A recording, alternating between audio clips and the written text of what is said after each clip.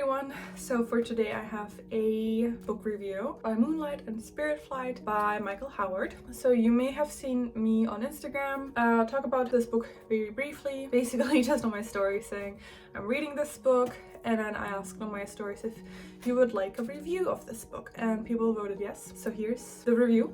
I'm going to put the description of the book up on the screen because it's quite a lengthy one, so if you want to read it you can pause the video, but it's called By Moonlight and Spirit Flight, the practice of the otherworldly journey to the witch's Sabbath. Now, this is an interesting book. I actually bought this months ago, together with a book called Plants of the Devil by Corinne Boyer, which I love that book, by the way. And this one is unexpected. I picked this up, and I think it was one of those suggested, would you like to add it to the cart? I think it was relatively cheap. So I was like, yeah, sounds interesting. And I picked it up and I read it in like no time because this book is only 69 pages. 69 pages. That is including the bibliography. If you don't include the bibliography, it is 64 pages. And it seems thicker. The pages are very thick. Like this is like cardboard thickness, which I was like intrigued by, but okay, that's not the book obviously. This was a very welcome read, I want to say. I find that it was a very like, oh, what a coincidence, because it mentioned a couple of things that I was already trying to find and research, namely German folk magic and just kind of lore, superstitions, that sort of thing. Now obviously this is very much to do with the witch's Sabbath, so it's all about stories really, of people and how they would fly in spirit to the witch's Sabbath. So Michael Howard goes a little bit into different areas within that. So we have the witch's ointment, which was a salve that people would rub all over their bodies to in spirit fly to the witch's Sabbath.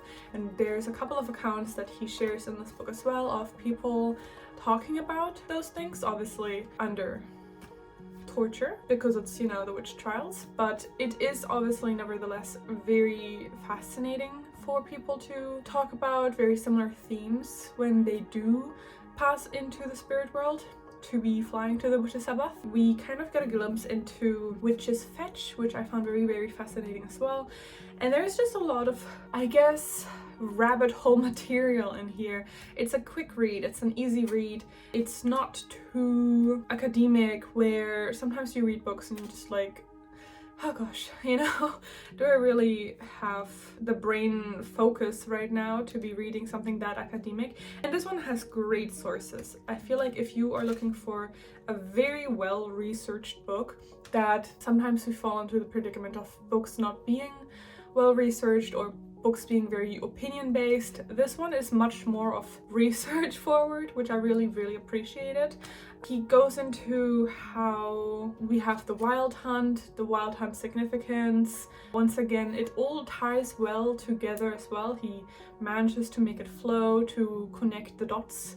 And I just really feel like if you're into anything to do with spirit flight, the Sabbath, flying ointments, the wild hunt, the witch's fetch, how the lore came about of witches turning into other spirits, for example, like hares or other little, you know, animals and things like that. This is a really great resource, I want to say, not only in itself, but just the bibliography is amazing. Like if you need more folklore, if you are looking for European folklore, then not only is this a great book in itself, but the bibliography is fantastic. We've got some really fascinating artwork in here as well. I want to say that this is a very appreciated quick read. I feel like I'm saying so much, but I'm not saying anything at all. Yeah, we kind of go into the investigations. We're going into, you know, old sources. The ointments I found is very fascinating as well. He goes into the ingredients that may have been used and, you know, the locations of the witch's Sabbath and the rituals themselves and how they may have proceeded and what the accounts are. It's a lot of accounts for sure. Legends. And so I think personally I just really appreciate that. Again, if you're looking for something in that realm.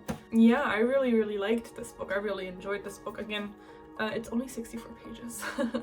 So I feel like it's, you know, one of those that if you are looking for something and you don't want to spend too much time, or you just want to dabble, then this is really, really great, I think, because I feel like there's definitely books, I have books myself, that are more in-depth and meatier about this topic, but this one is a nice one that I would even suggest for someone who's never read about this. This is a great entry point.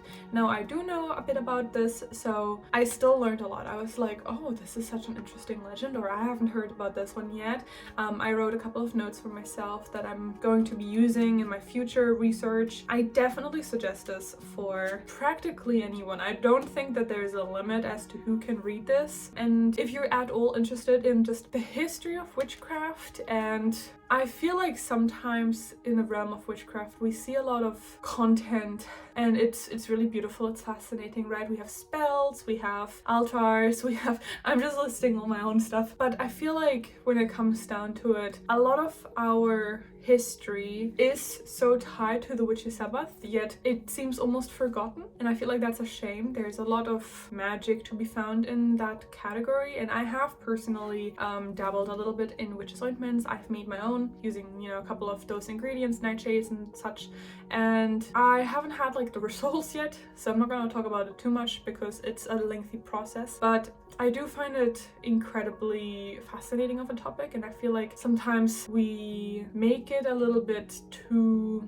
I don't want to use the word fluffy because that has connotations, but sometimes I think that returning to those themes within witchcraft can be I think it can be a very rewarding thing for you in your practice to return to those old ways and practices that were historical for us and historical for witchcraft and culture. We have a lot of superstitions and a lot of lore and a lot of today's witchcraft that lies on the foundations of the Witches' Sabbath and Spirit Flight, and so I feel like I personally am very much interested in this topic, and I feel like this book has given me a nice sort of opening of the door, let's call it.